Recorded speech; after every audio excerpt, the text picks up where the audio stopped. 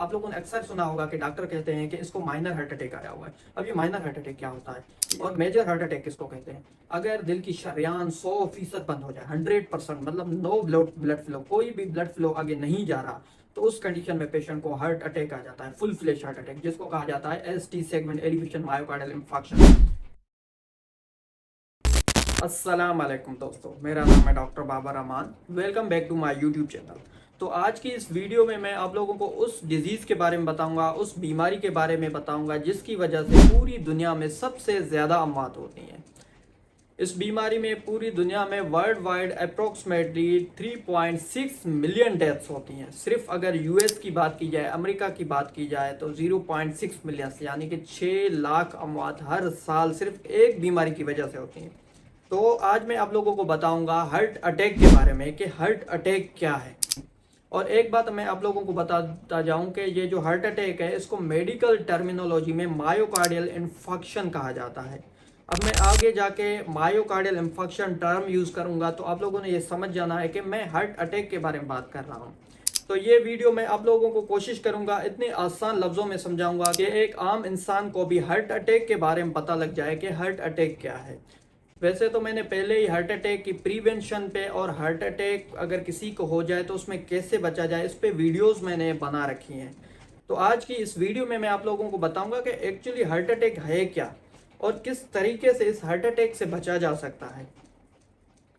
तो चलें video start करते हैं। अभी सबसे पहले तो मैं आप लोगों को हार्ट अटैक की एक सिंपल सी बेसिक डेफिनेशन बता दूं कि हार्ट अटैक है क्या। अभी हार्ट जो है आप लोगों को सबको पता है, दिल को कहा जाता है। अटैक मीन्स उसको अटैक आ जाए, सदमा आ जाए, तो इसको हार्ट अटैक कहा जाता है। जिस तरह आप लोगों को पता है कि हमारी बॉडी के हर हिस्से को ब्लड की ज़रूरत होती है, ऑक्सीजन की ज़रूरत होती है, ताकि वो अपना प्रॉपर फंक्शन परफॉर्म कर पाए। तो वो जो ब्लड पहुंचाने का काम होता है वो होता है हार्ट का, दिल का। पूरी बॉडी में ये पाँव से लेकर सर तक सबको ब्लड सप्लाई कर रही होती है, ब्लड पहुंचा रही होती है, ताकि जिस्म के हर सेल को ऑक्सीजन मिल पाए। तो इसी तरह हार्ट को, दिल को, खुद को भी खून की ज़रूरत होती है ताकि वो प्रॉपर तरीके से अपना काम कर पाए। तो हमारा जो हार्ट है, आप जैसे इस पिक्चर में देख सकते हैं कि इसको भी ब्लड सप्लाई चाहिए होती है। और ये जो कोरोनरीज आपको नज़र आ रही हैं, ये कोरोनरीज ही हमारी दिल को ब्लड सप्लाई कर रही होती हैं। अब ये होता क्या है कि अगर किसी भी वजह से इन कोरोनरीज में, ये जो दिल को सप्लाई कर रही हैं शरियानें, इनमें प्रॉब्लम हो जाए, इनमें ब्लॉकेज हो जाए, तो उस कंडीशन में हार्ट अटैक आ जाता है।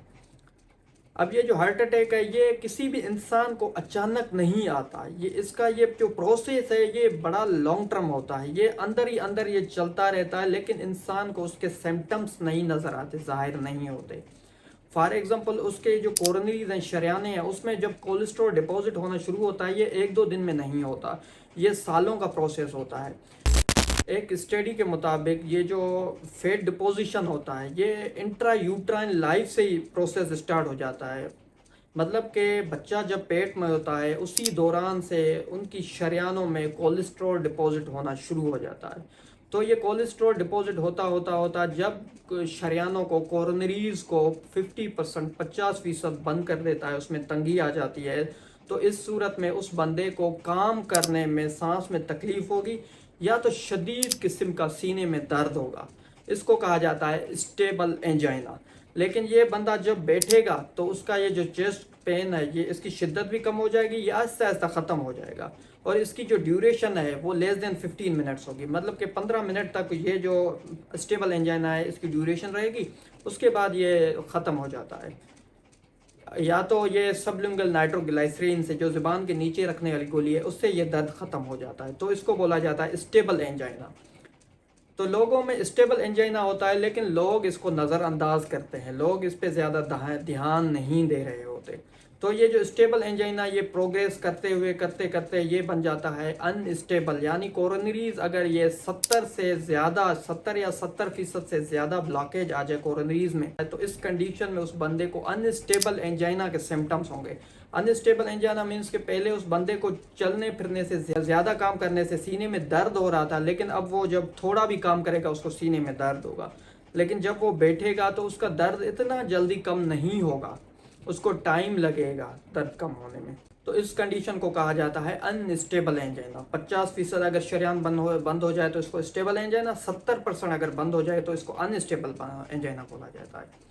लेकिन अगर इसी बंदे की दिल की शरेआन 90% बंद हो जाए तो इस सूरत में उस बंदे को बैठे हुए भी तकलीफ आएगी, रेस्टिंग स्टेट में भी उसको चेस्ट पेन रहने लगेगा। तो आगे मैं बताऊंगा कि इस चेस्ट पेन की नौयत क्या होती है, उसका करेक्टर क्या होता है, और ये पेन जाता कहाँ है, सीने का, हार्ट अटैक का पेन। तो ये मैं आप लोगों को आगे जाके डिटेल में बताता हूँ। तो जब उस मरीज़ की, उस बंदे की शरेआन 90% बंद होगी तो उस कंडीशन को हम बोलते हैं non ST elevation myocardial infarction, मतलब के एनस्टेमी। तो ये जो नॉन एसटी एलिवेशन एमा है, मायोकार्डियल इंफार्क्शन है, ये भी एक इमरजेंसी सिचुएशन होती है। अगर किसी भी इंसान को non ST elevation myocardial infarction हो जाता है तो उस कंडीशन में पेशेंट को फौरी तौर पे हॉस्पिटल शिफ्ट करना है। तो आगे मैं बताऊंगा कि उस कंडीशन में आप लोगों ने क्या करना है। एक बात मैं यहाँ ऐड करता जाऊँ, आप लोगों ने अक्सर सुना होगा कि डॉक्टर कहते हैं कि इसको माइनर हार्ट अटैक आया हुआ है। अब ये माइनर हार्ट अटैक क्या होता है? अनस्टेबल एंजाइना को ही डॉक्टर माइनर हार्ट अटैक बोलते हैं। ये पेशेंट समझ नहीं पाता कि अनस्टेबल एंजाइना क्या है, तो इसलिए हम ये वर्ड यूज़ करते हैं माइनर हार्ट अटैक का। और मेजर हार्ट अटैक किसको कहते हैं? अगर दिल की शरेआन 100% बंद हो जाए, 100%, मतलब नो ब्लड फ्लो, कोई भी ब्लड फ्लो आगे नहीं जा रहा, तो उस कंडीशन में पेशेंट को हार्ट अटैक आ जाता है, फुल फ्लैश हार्ट अटैक, जिसको कहा जाता है ST segment elevation myocardial infarction. ये ईसीजी पे हमें एसटी सेगमेंट दिखाई देता है, जिस पे बेस पे हम कहते हैं कि पेशेंट को ST segment elevation myocardial infarction हुआ है। इसको मेजर हार्ट अटैक कहा जाता है। इस कंडीशन में पेशेंट को अर्जेंट एंजियोप्लास्टी की ज़रूरत होती है। ठीक है, तो ये तो मैंने आप लोगों को टाइप्स बता दिए कि हार्ट अटैक के टाइप्स क्या हैं। होपफुली आप लोगों को ये हार्ट अटैक के टाइप्स समझ आ गए होंगे कि स्टेबल एंजाइना क्या है, अनस्टेबल क्या है, नॉन एसटी एलिवेशन क्या है, और ST segment elevation myocardial infarction क्या है। अब मैं बात करूंगा कि वो कौन से बंदे हैं जो हार्ट अटैक होने के रिस्क पे हैं। ऐसे कौन से लोग हैं जिनको कभी भी हार्ट अटैक आ सकता है। इनको कैटेगराइज किया जाता है, एक तो मॉडिफाइबल रिस्क फैक्टर, दूसरे नॉन मॉडिफाइबल। मॉडिफाइबल वो रिस्क फैक्टर जो बंदा चेंज कर सकता है, जिनको तब्दील कर सकता है। फॉर एग्जांपल सिगरेट स्मोकिंग, अगर कोई भी इंसान सिगरेट पी रहा है तो ये मॉडिफाइबल रिस्क फैक्टर है, ये इंसान इसको मॉडिफाई कर सकता है, यानी कि सिगरेट स्मोकिंग क्विट करके इसको ख़त्म कर सकता है। दूसरे नंबर पे ओबेसिटी, अगर कोई बंदा मोटापे का शिकार है तो ये ओबेसिटी भी एक रिस्क फैक्टर है हार्ट अटैक का। तीसरे नंबर पे डायबिटीज़, अगर किसी भी बंदे को डायबिटीज़ है तो वो बंदा अपनी शुगर कंट्रोल करके, डायबिटीज़ कंट्रोल करके इस रिस्क फैक्टर को कम कर सकता है। और चौथे नंबर पे है हाइपरटेंशन, अगर किसी भी इंसान का ब्लड प्रेशर कंटिन्यूसली हाई रह रहा है तो इस कंडीशन में भी वो बंदा अपना ब्लड प्रेशर कंट्रोल करके इस हाइपरटेंशन रिस्क फैक्टर को भी कम कर सकता है। और पाँचवें नंबर पे अल्कोहल, अगर कोई भी इंसान अल्कोहल का इस्तेमाल करता है, यानी कि शराब का इस्तेमाल करता है, तो इस शराब को लिमिटेड करके, कम करके या ख़त्म करके तो इस रिस्क फैक्टर को भी ख़त्म कर सकता है। और छठे नंबर पे है लाइफस्टाइल, अगर किसी बंदे की लाइफस्टाइल ऐसी है कि वो सारा दिन बेड पे ही पड़ा रहता है, ज़्यादा वो घूमता फिरता नहीं, सेडेंटरी लाइफस्टाइल है, तो इस कंडीशन को भी वो बंदा, इस रिस्क फैक्टर को भी ख़त्म कर सकता है। और सातवें नंबर पे है लैक ऑफ एक्सरसाइज, अगर कोई बंदा एक्सरसाइज नहीं करता, सारा दिन एक ही जगह पे बैठा हुआ होता है, तो वो बंदा एक्सरसाइज करके इस रिस्क फैक्टर को ख़त्म कर सकता है। रिस्क फैक्टर ये तो थे मॉडिफाइबल। अब नॉन मॉडिफाइबल, ऐसे कौन से फैक्टर्स हैं जो अगर किसी बंदे में हो तो उसको तब्दील वो नहीं कर सकता। सबसे पहले है एज, अगर किसी भी बंदे की, मेल्स की, अगर मर्दों की बात की जाए, अगर कोई मर्द है उसकी उम्र 60 या 65 से ज़्यादा है तो वो रिस्क पे है कि उसको कभी भी हार्ट अटैक आ जाए, तो ये वो बंदा एज को तो कभी ख़त्म नहीं कर सकता। अभी रिसेंट स्टडीज़ हुई हैं कि इंसान की जो एज है, उम्र है, वो एक तो होती है उसकी कोरोनोलॉजिकल एज, दूसरी होती है बायोलॉजिकल एज। कोरोनोलॉजिकल एज को तो हम कम नहीं कर सकते, वो कांस्टेंट है, फिक्स है, लेकिन जो बायोलॉजिकल एज है इंसान की, उसको हम कम कर सकते हैं। तो अगर आपकी बायोलॉजिकल एज ज़्यादा है तो आप उसको कम कर सकते हैं। अच्छा, ये तो होगी एज मेल्स की। अब फीमेल्स की एज कितनी हो तो वो रिस्क पे होती हैं। फीमेल की एज अगर 45 या मोर देन 45 हो, यानी कि मीनोपॉज से फीमेल आगे चली गई है, अब उसको मीनोपॉज हो गया है, उससे आगे फीमेल भी उतना ही रिस्क पे होती हैं जितना कि मेल्स होते हैं, यानी कि रिस्क बराबर हो जाता है आफ्टर मीनोपॉज। अब बात करते हैं हेरेडिटी, यानी कि विरासत में अगर आपको डिजीज़ मिली है, आपके ख़ानदान में आपके वालिद को, आपकी वालदा को अगर कोई भी दिल का मसला है तो ये हो सकता है कि इन फ्यूचर आपको भी हो। और तीसरे नंबर पे नॉन मॉडिफाइबल रिस्क फैक्टर पे आ जाता है सेक्स, मेल जेंडर ज़्यादा रिस्क पे होता है हार्ट अटैक आने के। और चौथे नंबर पे है प्रीवियस मायोकार्डियल इन्फार्क्शन, अगर पहले आपको हार्ट अटैक आया हुआ है या फालेज हुआ है तो इस कंडीशन में भी आपको रिस्क है कि दोबारा भी आ सकता है। तो ये तो मैंने बात की रिस्क फैक्टर्स के बारे में। अब बात करते हैं हार्ट अटैक की अलामात के बारे में, सिम्टम्स के बारे में। अगर किसी भी बंदे को हार्ट अटैक हो रहा है तो उसको क्या होगा, सबसे पहले फर्स्ट एंड फॉरमोस्ट उस बंदे को क्या होगा, शदीद किस्म का सीने में दर्द होगा, सिवियर रेट्रोस्टर्नल चेस्ट पेन होगा। चेस्ट पेन वो कैसे होगा, उस बंदे को वो ऐसे हाथ रखेगा अपना या ऐसे फिस्ट रखेगा। आप लोगों ने अक्सर फिल्मों में भी ये चीज़ नोट की होगी कि किसी भी इंसान को अगर हार्ट अटैक आता है तो ऐसे अपना हाथ रखता है। तो ये जस्ट एक्टिंग नहीं होती, रियल लाइफ में भी इस तरह ही होता है। अगर किसी भी इंसान को हार्ट अटैक आएगा तो वो इस तरह से हाथ रखता है। और दर्द की इतनी नौयत ज़्यादा होती है, सिवियरिटी ज़्यादा होती है कि वो बंदा बात भी नहीं कर पाता। तो पहले नंबर पे तो चेस्ट पेन होगा। चेस्ट पेन का जो करेक्टर होगा वो टाइटनेस होगा, उस बंदे को ऐसे लग रहा होगा कि कोई उसका सीना दबा रहा है, शदीद किस्म की सफोकेशन होगी, उसका सांस वो कहेगा कि मेरा निकल रहा है। और उसके साथ ही साथ वो पेशेंट प्रोफ्यूज स्वेटिंग करेगा, इतने पसीने आएंगे कि उसके कपड़े भीग जाएंगे। उसके अलावा उसकी जो एसोसिएशन होगी चेस्ट पेन की वो होगी वोमिटिंग के साथ, यानी कि उसको उल्टियाँ आ रही होंगी।